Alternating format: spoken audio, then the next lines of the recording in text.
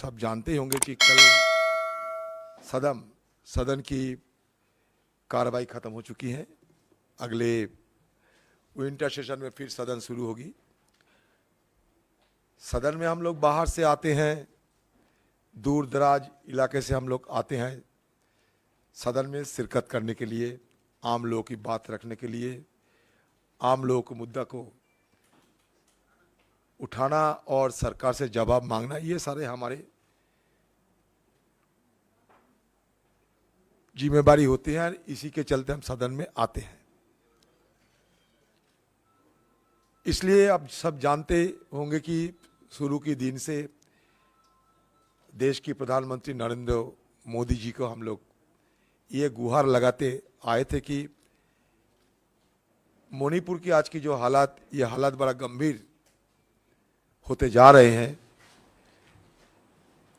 और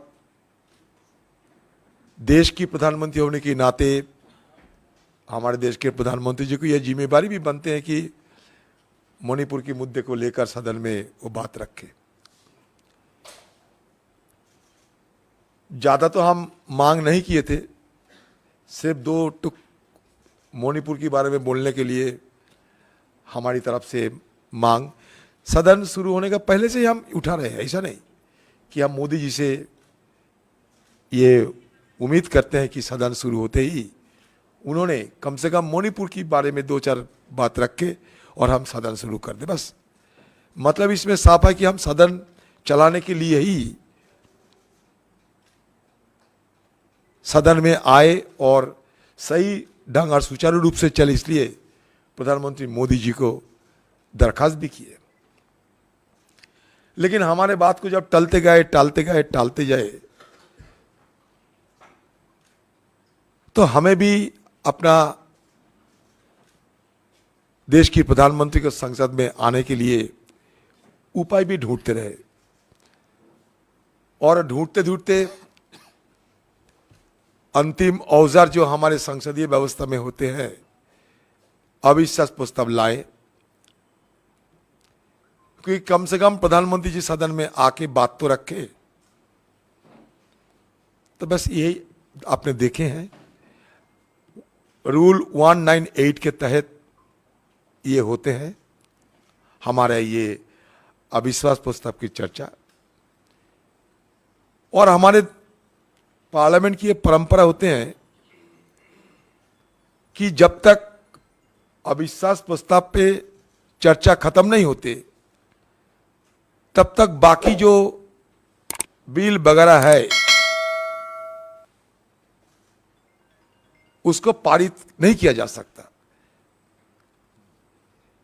मैंने उदाहरण के तहत आपको बताना चाहते हैं कि 1978 ऑपोजिशन लीडर थे स्टीफन साहब, प्रधानमंत्री मोरारजी देसाई शायद 10 या 11 मई को सदन में अविश्वास प्रस्ताव लाए गए थे। उसी दिन, मतलब जिस दिन अविश्वास प्रस्ताव लाए गए थे, उसी दिन सदन में अविश्वास प्रस्ताव के बारे में चर्चा भी शुरू हो गई थी। इसका नतीजा क्या निकला? बाकी सदन सही ढंग से सुचारू रूप से चले। मुझे लगता था कि हमारे पार्टी को, सारे विपक्ष को, हम सबको एहसास तो थी कि देश की प्रधानमंत्री चांद से लेकर चीता तक हर चीज में बात रखते हैं, तो भला मणिपुर क्यों? कोई भी मुद्दे पे देश की विपक्ष के सारे विपक्ष जब मांग करते हैं, विपक्ष की मांग को सम्मान देते हुए वो भी हमारे लिए और देश के लिए, मणिपुर के लिए कुछ बात रखेंगे। ये तो हुआ ही नहीं, लेकिन इसके उल्टा हुआ। जैसे कि हमारे परंपरागत जो तरीका है सदन के अंदर कि अविश्वास प्रस्ताव लाने से और कोई चर्चा नहीं होना चाहिए जब तक अविश्वास प्रस्ताव की चर्चा खत्म ना हो। लेकिन आज की सरकार ने सारे परंपरागत जो तरीके थे, रीति रिवाज जो भी थे,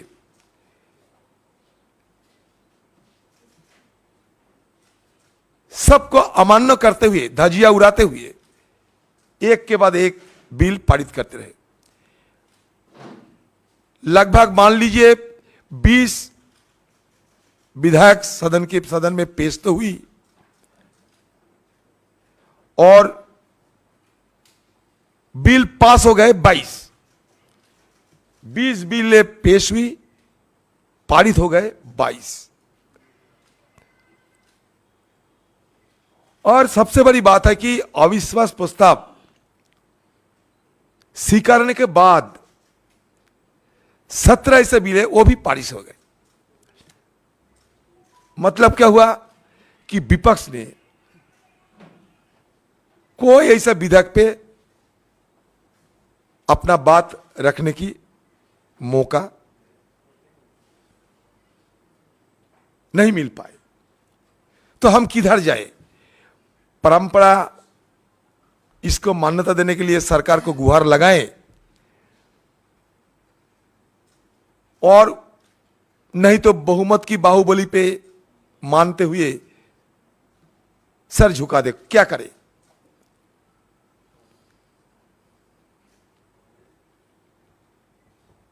तो इसमें सारे जो इंडिया अलायंस, उन्होंने यह फैसला किया था कि दिल्ली बिल के मुद्दे के अलावा बाकी सारे बिल ना पारित हो और हमारा मांग जारी रहे कि मणिपुर की चर्चा शुरुआती तौर पे किए, बाकी सुचारू रूप से सब कुछ चले। तो ये नजारा हमें भी देखने को मिला जो जिंदगी में नहीं देखा संसदीय इतिहास में।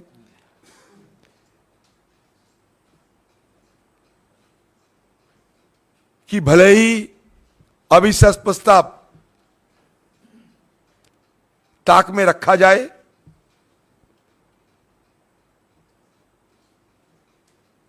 और बाकी सारे बिल को पारित किया जाए, हमारे ना बचे परंपरा, ना बचे हमारे सदन की रीति रिवाज। फिर देखते देखते सदन भी खत्म हो गए। तो ये बड़ी दुख की बात है कि इतने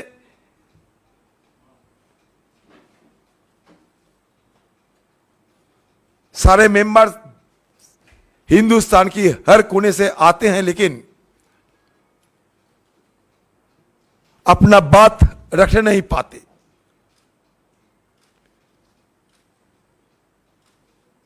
फिर सदन खत्म हो जाते।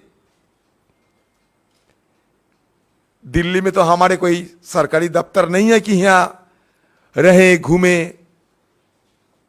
चले, काम करे, जैसे कि सत्तारूढ़ पार्टी के लोगों के है।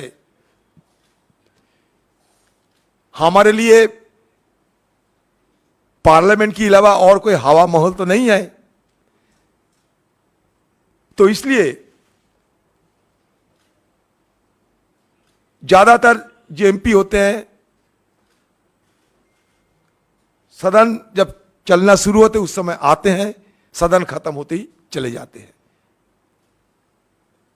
बस यही हमारा पार्लियामेंट की ये परफॉर्मेंस है। मैं कभी अपने स्पीकर साहब की और पार्लियामेंट की सेक्रेटेरिएट, इनके खिलाफ कोई बात करना नहीं चाहते। उनकी अपना राय उनके पास है। हमारे स्पीकर साहब भी उत्पादकता के बारे में सारे बता चुके हैं। लेकिन हमारा मन में जो दुख लेके जा रहे हैं, मैं उसी दुख का ही बयान करते हैं और कुछ नहीं। क्योंकि सदन में हम जब जाते हैं ये मान के चलते हैं कि हमारा स्पीकर साहब हमारा अभिभावक होते हैं। उनकी बयान पे हमें कोई इतराज नहीं। सदन में तो बिल पारित हुई है, ये तो सही है, लेकिन वो बिल पारित में हम लोग भाग नहीं ले पाए, यही हमारा दुख है। चलिए बाकी दो कुछ अगर आपको पूछना चाहिए पूछ सकते हैं, एक एक करके पूछिए, ज्यादा मत पूछिए, एक सवाल बार बार ना दोहरा जाए तो अच्छा होगा।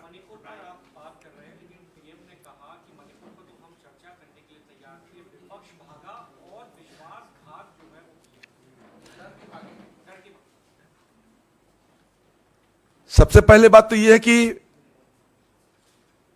देश की प्रधानमंत्री को सदन में लाने के लिए मजबूर किए गए हिंदुस्तान की संसदीय इतिहास में पहली बार हुआ कि जिस प्रधानमंत्री सदन में प्रवेश करते ही मंदिर समझकर अपने माथा टेका था, वो दृश्य सबको याद होंगे जरूर। उन्होंने ही मंदिर आने में एतराज करते रहे और हमें कोई इच्छा नहीं रहते हुए भी देश की गंभीर समस्या के बारे में सदन में बात रखने के लिए और चर्चा शुरुआत करने के लिए हमें बुलाने पड़े। और खासकर जब वो लीडर ऑफ द हाउस है, हाउस के नेता है, 2 घंटे गुजर चुके हैं, सोचा कब बोलेंगे मणिपुर। बार बार सदन में हम लोग गुहार लगाते हैं, ये पीएम साहब मणिपुर के बारे में आप बोलोगे या नहीं? कम से कम तो ये बोलना चाहिए था कि हां बोलूंगा, आप रुको, वो भी नहीं कहे। अगर किसी के घर पे आप जाएं, आपको प्यास लगे, एक गिलास पानी मांगे और पानी नहीं मिले तो क्या करें? बाहर जाके तो पानी पीने जाने पड़ते। तो हम भी क्या करें? 2 घंटे से बार बार ये मांग करते रहते हैं कि मणिपुर में आप बोलोगे, मणिपुर में बोलेंगे, मणिपुर में बोलिए।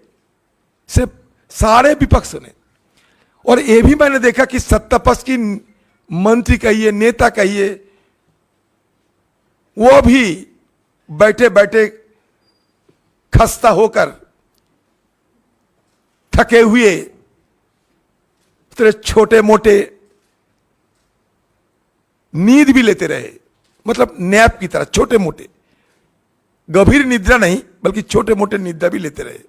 आप सारे विजुअल देख लो, पता चलेगा। लेकिन हमारी तरफ से सारे विपक्ष ने बड़ी उम्मीद लेके बैठे थे। कुल मिलाकर हमें बाद में पता चले कि प्रधानमंत्री जी और एक रिकॉर्ड शायद तोड़ने वाला है कि हिंदुस्तान के कोई प्रधानमंत्री 2 घंटे से ज्यादा सदन के अंदर भाषण तो नहीं दिए। पता नहीं, रिकॉर्ड करना ही हमारे देश के प्रधानमंत्री को आते तो हैं, बहुत सारे रिकॉर्ड किए हैं। रिकॉर्ड के बारे में सदन के अंदर में भी हमें गिनाया क्या क्या रिकॉर्ड किया। लेकिन यह भी एक रिकॉर्ड हुई कि जिस मुद्दे को मेन फोकस करके सारे विपक्षों ने शुरू से गुहार लगाते आ रहे थे, विपक्ष को, वो मुद्दे को प्रधानमंत्री मोदी जी ने सिर्फ 3 मिनट की वक्त दिया, जब उनकी भाषण ही 2 घंटे, मान लो 2.25 घंटे तक चली, और सारे विपक्ष को की जो मेन मुद्दा थी उसमें उन्होंने सिर्फ 3 मिनट समय बिताई। तो इसके आप खुद पता कर लो हमें और क्या करना चाहिए था। बोलने के लिए तो बोल के आते हैं, हम अगर रहते तो ना बोलते, चले गए तो बोलने का मौका लेते, किधर जाएं हम लोग। दादा आज प्राइम मिनिस्टर ने फिर से बोला है कि ऑपोजिशन भाग गया है, उन्होंने नो कॉन्फिडेंस मोशन का वोटिंग में पार्टिसिपेट नहीं किया। क्यों करे? करना ना करना तो हमारी मर्जी है। 1963 में भी जवाहरलाल नेहरू के खिलाफ नो कॉन्फिडेंस हुई थी, इंदिरा गांधी के खिलाफ, नरसिम्हा राव जी के खिलाफ, अविश्वास प्रस्ताव की कमी नहीं थी। 28 ऐसा अविश्वास प्रस्ताव संसद में लाए गए थे। कोई ऐसा अविश्वास प्रस्ताव नहीं है जिसमें कोई सरकार गिरे हैं आज तक। तो ये मैंने उस दिन भी कहा, सरकार गिराना ये हमारे हाथ में नहीं है, क्योंकि अब बहुमत है, लेकिन मुद्दा हमारे हाथ थे। वो मुद्दे पे आप आओ, मुद्दे पे नहीं आए, वो बहुमत पे गए, फैसला ही हुई है। वो बोलने में आए, ये बोलेगा हमें जानकारी थे, आज नहीं तो कल यही बोलेंगे। और हम भी ये पहले ही बोल दिया था कि ये सरकार को गिराने की हालत में हम नहीं आए, लेकिन हमारा जो आशंका है देश के लिए, आम लोगों की जो चिंता है, वो चिंता के बारे में सदन में हम अपना बात रखना चाहते हैं, और आप इसको जवाब दिया करो और शुरू करो। दादा आपका जो भाषण था, दादा आपका जो भाषण था लोकसभा में, उसमें आपका जो एक्सपंज हुआ, आपने राजा को अंधा कहा था, वो अंधा वर्ड एक्सपंज हुआ है, और प्रधानमंत्री नीरव मोदी के जैसे नीरव होकर बैठे हुए ये आपने कहा था, ये एक्सपंज हुआ है। क्या आपको लगता है कि इसमें कोई गलती, आपको भी लगता है कि नहीं थी कोई गलती? मुझे तो कोई गलती नहीं लगते। स्पीकर साहब अगर सोचे कि अनपार्लियामेंट्री है तो हटा दे सकते, लेकिन स्पीकर साहब को भी हम बाद में दरखास्त कर सकते, फिर ये रेस्टोरेशन करने की भी एक तरीका है। राजा अंधा मतलब, देखिए अपने समाज में, घर में, जहां भी जाए आप, हम अपना बात रखने में रूपक का इस्तेमाल करते हैं। ये हमारा भाषा की एक कला होते हैं, रूपक का इस्तेमाल करना। बाद में हम इटाली तो नहीं किए। इटाली करने का मतलब क्या होते हैं, बखूबी सब समझ पाते हैं, लेकिन हमें रूपक के मुताबिक, अपना घर में भी आप बोलते हो कि कब तक कुंभकर्ण की नींद, कब तक अंधे राजा। अगर जेब से ज्यादा पैसा खर्च करोगे तो लोग कहेगा हरिश्चंद्र बन जाओगे, तो क्या करें हम, किधर जाए। तो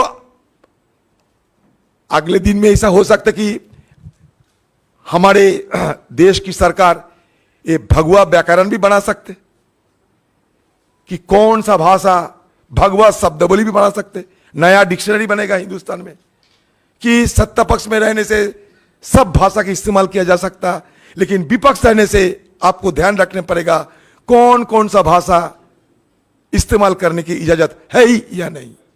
इसका एक डिक्शनरी निकालना चाहिए। ये सत्ता पक्ष रहो, सब कुछ आजादी है, विपक्ष में रहो, हमारे निर्देश पे चलना चाहिए। इसलिए भाषा तुम अपने मर्जी माफिक नहीं, अपने मन की व्यथा को, आपकी मन की चिंता को व्यक्त करने के लिए नहीं, ऐसा भाषा इस्तेमाल करना चाहिए कि कभी एनडीए, बीजेपी और आरएसएस वालों को ठेस ना पहुंचे। यही तो है। कह दीजिए, सारे यहाँ विद्वान व्यक्ति हैं, कह दीजिए नीरव का मतलब क्या होते हैं, बताओ, आप खुद बताओ। मैं बंगाल से आते, मान लो भाई कुछ नहीं जानते, उतने उन लोगों का जरा ज्ञानी तो नहीं हूं, लेकिन नीरव की मतलब क्या होता है? किसी को आहत करने के लिए, चोट देने के लिए, किसी के दुख देने के लिए मैंने ये नहीं इस्तेमाल किया। शुरू के दिन से ही मैं कह रहा हूं, कोई ऐसा हमारा मकसद नहीं रहते कभी, लेकिन अपना भाव को व्यक्त करने के लिए, मन की बात करने के लिए, मन में जो आते हैं वो बोलना क्या गलत है, नाजायज है? बताइए। आप निकालो नीरव का हिंदी का शुद्ध भाषा है या नहीं। बंगाल से आते हैं, हर बात में हम नीरव शराब बोलते हैं। शराब का मतलब जो ज्यादा बोलते हैं। मोदी जी को कभी हम शराब भी बोलते हैं, मिस्टर एलोक्वेंट। कभी जब नीरव देखते हैं तो मिस्टर साइलेंट बोलना पड़ेगा, क्या करे। अब जब कभी कभी देखता है स्मार्ट लगता है तो हम लोग स्मार्ट भी कहते हैं, क्यों नहीं कहे। जब जिस रूप में किसी को देखते हैं हम उसी रूप की वर्णना करते हैं।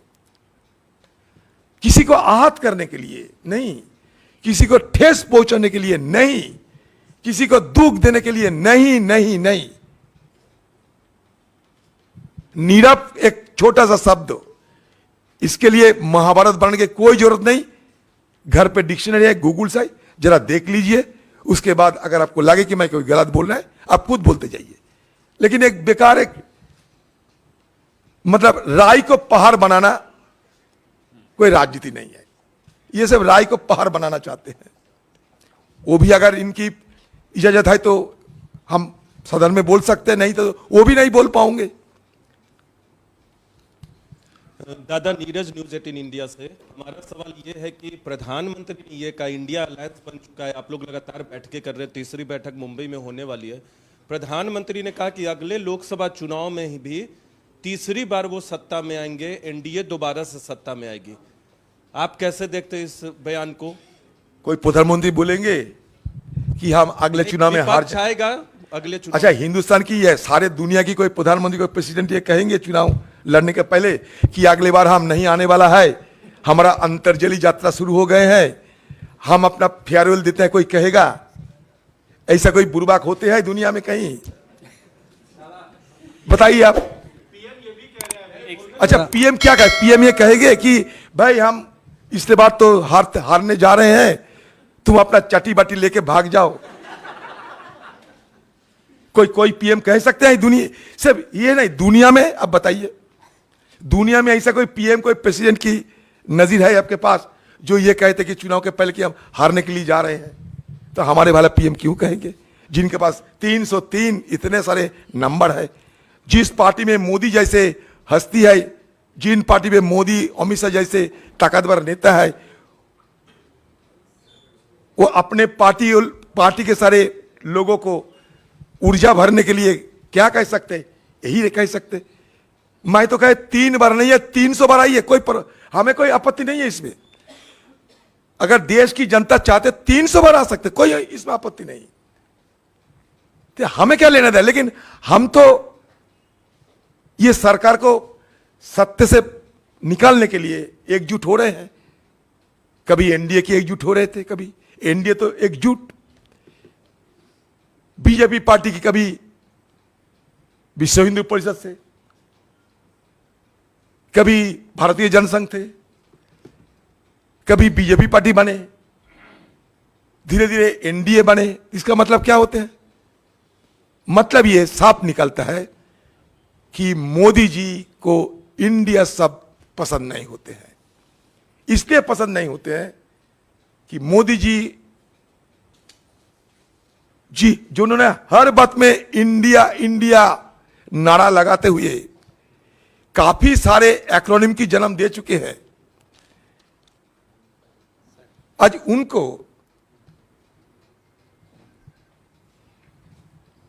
उनको इंडिया नाम पे असहज महसूस होते हैं, ये मैं जरूर कहूंगा। नहीं तो इतने सारे ताकतवर है मोदी जी, देश की सबसे बड़ा शक्तिशाली पुरुष है, एक इंडियन नाम को लेकर इतने बार उनको कहने की क्या जरूरत है? कभी कहते हैं मैं 400 सीट लेके आऊंगा, अरे सब सीट लेके आओ, कोई हर्जा नहीं, लेकिन इंडिया नाम में आपका आपत्ति क्यों है?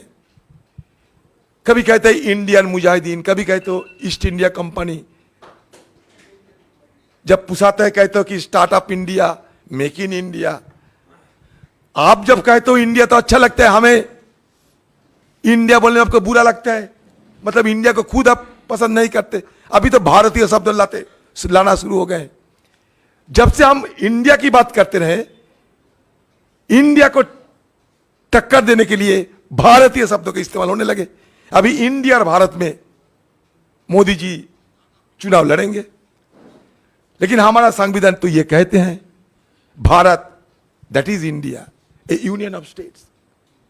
भारत और इंडिया में कोई फर्क नहीं, लेकिन फिर भी ये फर्क करना चाहते हैं। दादा सोमनाथ संबाद प्रतिदिन।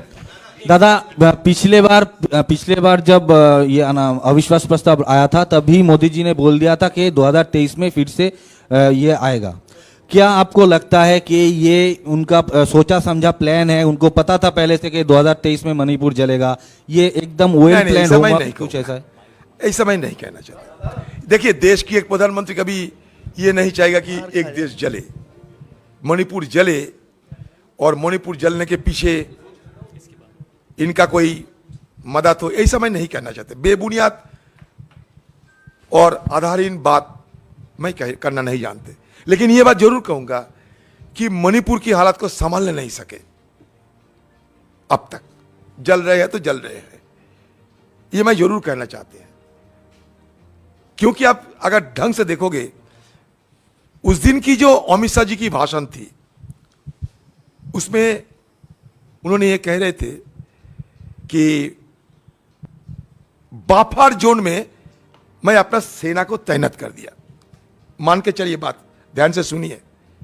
बाफर जोन में हमारे सेना को तैनात कर दिया, सुरक्षा बलों को तैनात कर दिया। मतलब क्या होता है? बाफर जोन का मतलब क्या होता है? दोनों तरफ संघर्ष होते हैं, बीच में तैनाती के चलते ये रुकते हैं। इधर कुकी, इधर मैती। कुकी जमो हमार जो है, इधर मैती। और वो खुद स्वीकारते हैं, देश की गृह मंत्री, मतलब स्वीकारते हैं कि इस तरफ कुकी लैंड है, इस तरफ मैती लैंड है। मतलब आज मणिपुर की हालात कितना बिगड़ चुके हैं कि देश की गृह मंत्री सदन में ये कहते हैं कि मैं बाफर जोन में सेना तैनात किए। ये नहीं कहते कि हमारे मणिपुर से 4,500 से 5,000 आधुनिक हथियारों लूटे गए हैं, जो कभी भी हिंदुस्तान में नहीं हुई। और 3 मास गुजर चुके हैं, फिर भी ये थामने के कोई नाम नहीं लेते हैं। तो सेना बल भेजो या सुरक्षा बल भेजो, ये हथियार बरामद करो, शांति बहाली की व्यवस्था करो, सौहार्द बनाए रखो, भाईचारा को बनाए रखो। यही तो इनका काम था। लेकिन वो बात नहीं करते हुए उन्होंने कह रहे थे कि मैं बाफर जोन में सेना तैनात कर दिया। मतलब ये एलओसी की तरह बात करते हैं। एलओसी क्या होता है? इस तरह पाकिस्तान, इस तरह हिंदुस्तान, बीच में एलओसी। बाफर जोन में वैसा ही है, एक तरह कुकी लैंड, कुकी जोमी लैंड, और दूसरी तरफ मैती लैंड। अब ठीक से पढ़ के देखो, अब सबको जानकारी लेना चाहिए इस मुद्दे पे, क्योंकि बड़ा अद्भुत व्याख्या किए थे अमित शाह जी। उस दिन मैं ये समझाने की कोशिश कर रहे थे उनको सदन के अंदर, मुझे बोलने का मौका नहीं दिया गया, तो कैसे समझाऊं?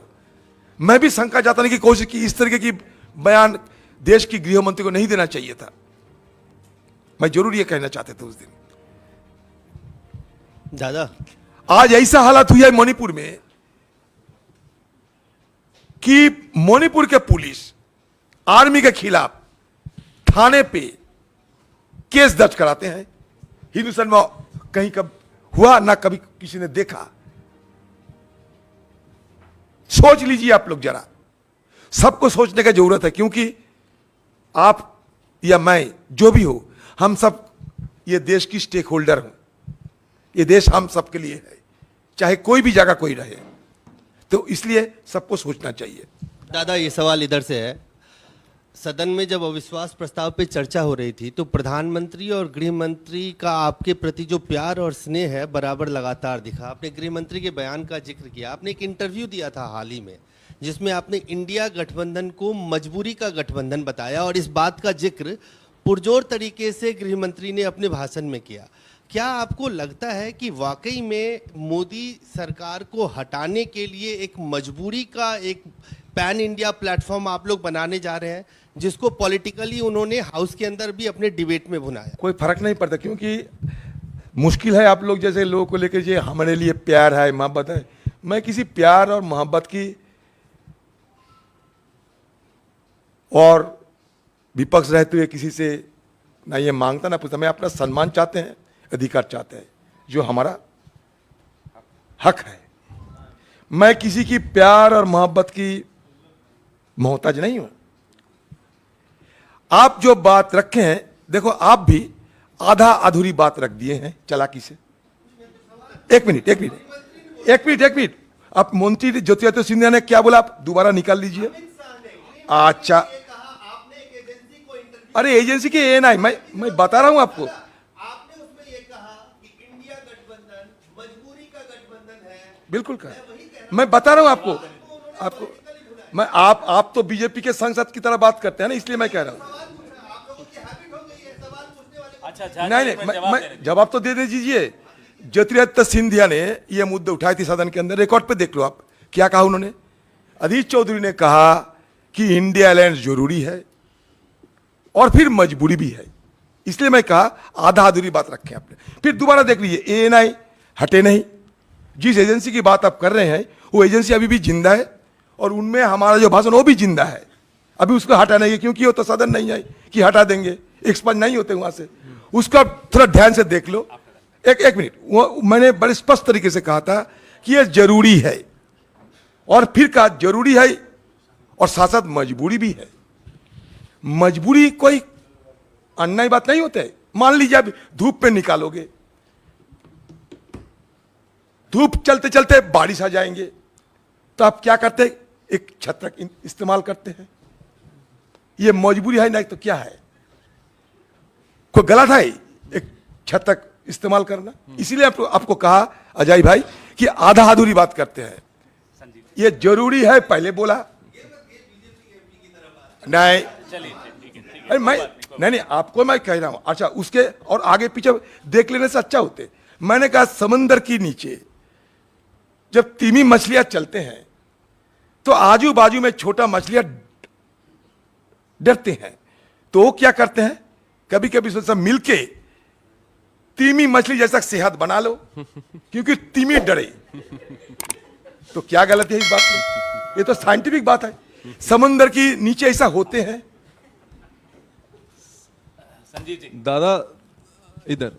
Dada, this is probably the first time that a leader of the principal opposition party in the Lok Sabha has been suspended from the House. So what would you say about the current trend of suspensions, that if you speak current trend of suspensions in both Lok Sabha and Rajya Sabha against opposition leaders, how they've been suspended? 4 of them stand suspended today. See, it's really a new phenomena that we have never been experienced during our career in parliament. See, the issue is that as it has been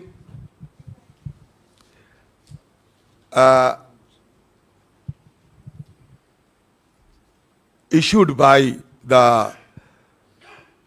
Speaker Lok Sabha, I cannot disobey his order or direction or anything whatsoever. But very steadfastly and with all humilities at my command, I can say that I did not have even a remote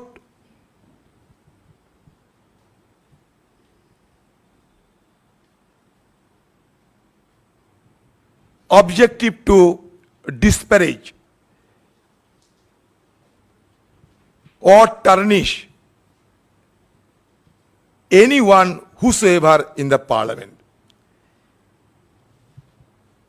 If anything is termed unparliamentary, Speaker has the right to delete or expunge it. But I do not know why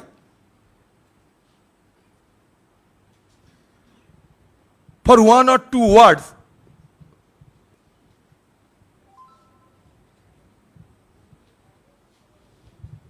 which were misconstrued by them as an offensive,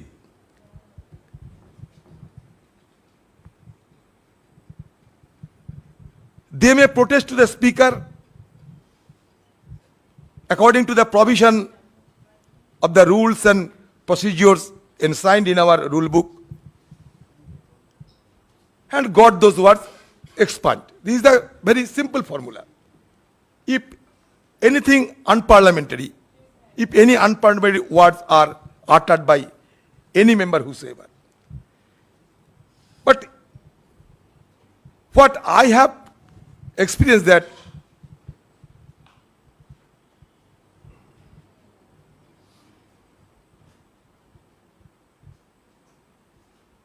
there is a deliberate design by the ruling party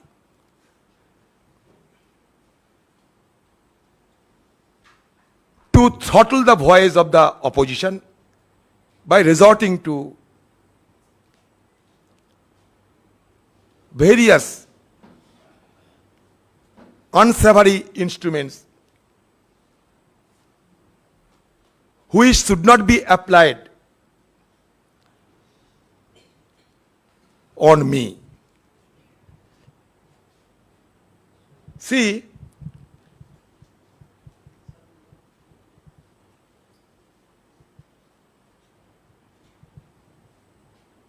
I have been hanged,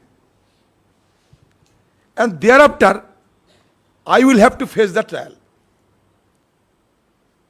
It's a very queer situation I have been facing. First of all, to be hanged, thereafter go for trial. But again, I am, with all respect at my command to the chair of the house, I must say that I cannot contradict the direction of the chair. But if I find that this kind of situation could be resolved by court, I may try also to it. Because otherwise, the essence of Indian Parliament will be done away with. So naturally, it's a queer and very,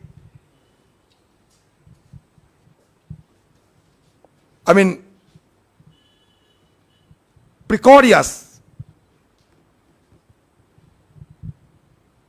and as well as the retrogressive steps being taken by the government itself. So this kind of retrogressive steps certainly will undermine the spirit of parliamentary democracy, that I can say. दादा एक second, Hindustan times, फिर जैनेंद्र जी, ABP, अभी रुक जाइए, बात एक second रुक जाइए। देखिए, एक सवाल बार बार सर मैं पूछ लेता हूं और उसके बाद पूछ लेता हूं दादा, आपके संसद में साथी हैं, वरिष्ठ वकील हैं मनीष तिवारी, उन्होंने कहा कि आपका जो निलंबन है ये फिट केस है सुप्रीम कोर्ट में हम चैलेंज सोचते करने हैं के इस लिए। दिशा में। क्या आप ये कदम उठाएंगे? हाँ, उठा सकते, जरूरत पर तो उठा सकते, और वो जो कहाना मजबूरी से उठा सकते। और एक चीज और जो आप कह रहे हैं कि पहले आपको फांसी दे दी गई, फिर आपका मुझे ट्रायल लगता है होगा। क्या करें। मैं सवाल सुन लीजिए, क्या जो प्रिविलेज कमेटी की कार्रवाई होगी उसके सामने आप पेश होकर के बिल्कुल, सफाई देंगे? बुलाने से जब बुलाएंगे तब पहुंच जाऊंगा। मैं तो बड़ा अस्थिर होकर बैठे हैं, अधीर होकर बैठे हैं कि कब मुझे बुलाया जाए। I have a question. जरूर जाऊंगा। देखिए, जो नियमों है, जो रीति रिवाज है, जो परंपरा है, सब मान के चलते हैं हम लोग, और मान के चलूंगा भी, इसमें कोई दो राय नहीं है। लोगों ने हमें वोट देकर, उनकी आशीर्वाद दुआ लेकर नुमाइंदे बनते हुए आए हैं, तो नियमों के मुताबिक चलना चाहिए ना, वो जरूर हम करते रहेंगे। Okay, I have a question. मैंने क्या कहा, जा सकते हैं, क्या कहा, I have a विचार विमर्श कर रहे हैं, मैं तो कह दिए हैं अभी। I have a question to Aditya. Yesterday, the Parliamentary Affairs Minister Prahlad Joshi has said that they wanted you to apologize or express regret in the House. Because you didn't express regret, that is the reason why they had to move a motion against you. See, you have all witnessed the bedlam descended in the well. Someone, he's a former wrestler from UP. He was ferociously descended on the well to even physically assault myself. You have all observed it. I do not know when my apology was sought for. I do not know. But my question is, yes, why should I beg apology? That must be elaborated. And if I can prove that the so-called minister, he has been seeking my apology out of vengeance, then what is to be done? I have sought apology to Mahamahim Rashtrapati ji. By default, I made a mistake, I committed a mistake, and immediately I sought an apology from her. दादा मेरा सवाल Just a bit. So, I cannot afford to satiate the thirst of vengeance, the thirst of retaliation.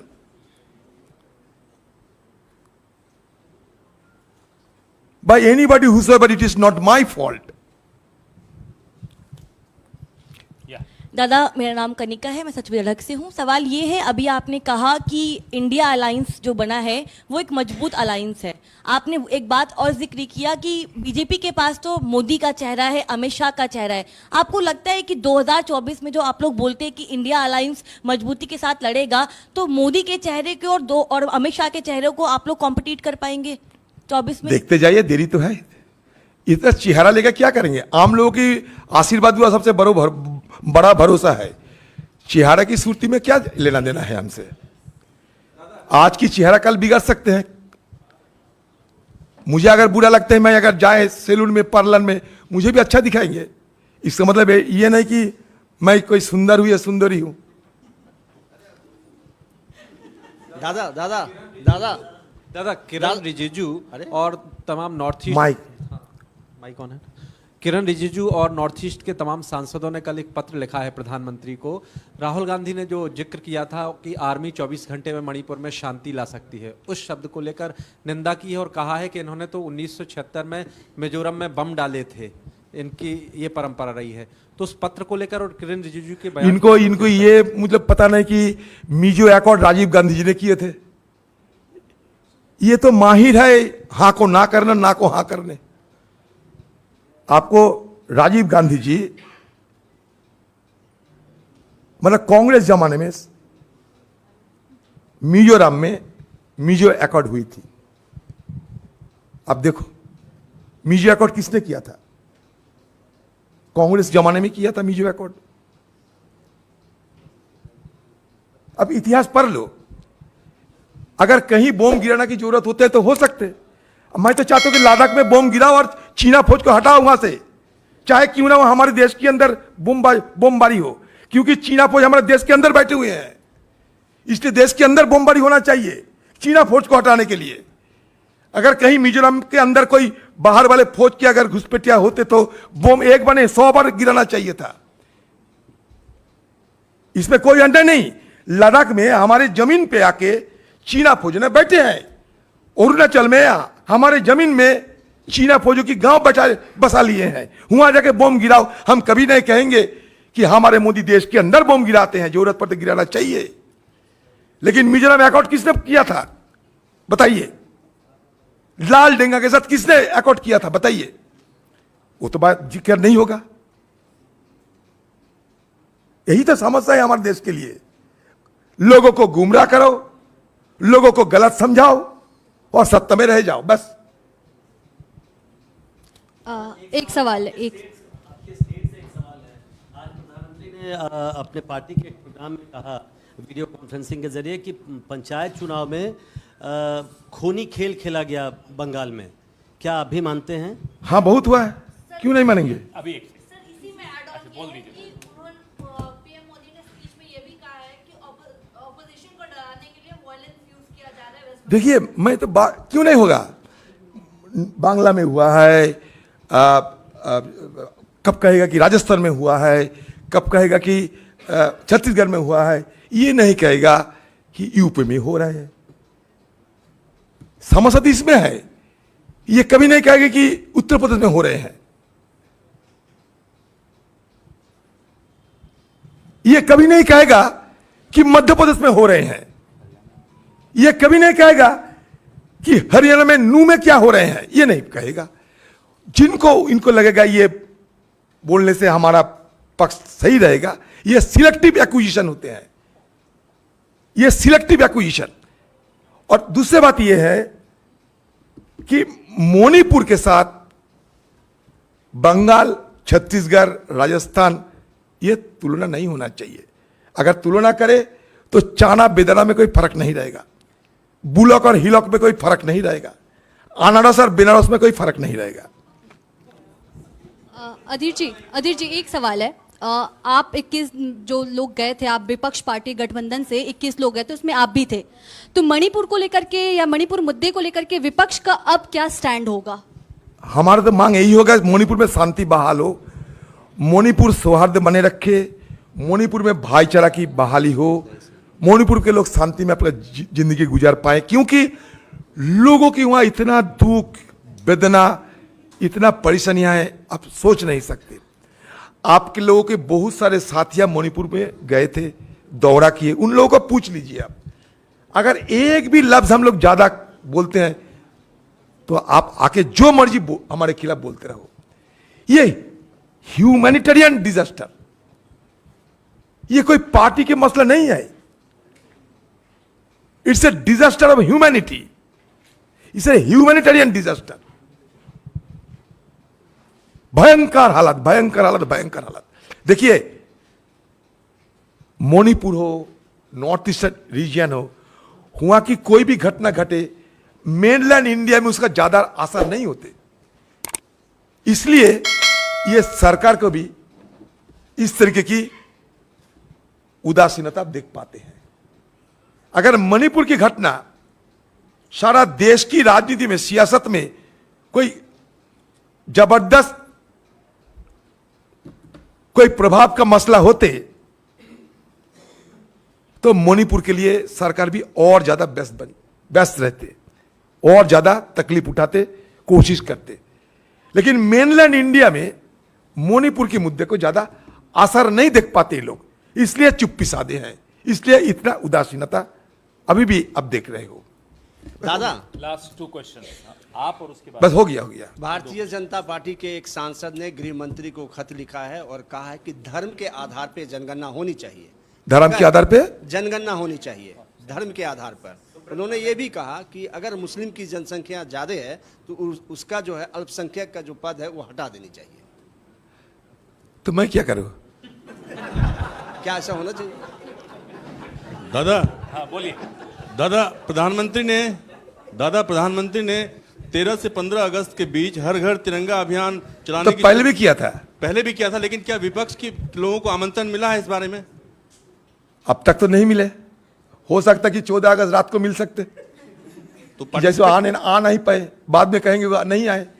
और दूसरी बात, तिरंगा पताका हमसे उधार लेते हैं, मोदी ज्यादा उधार लेना चीज पसंद करते हैं।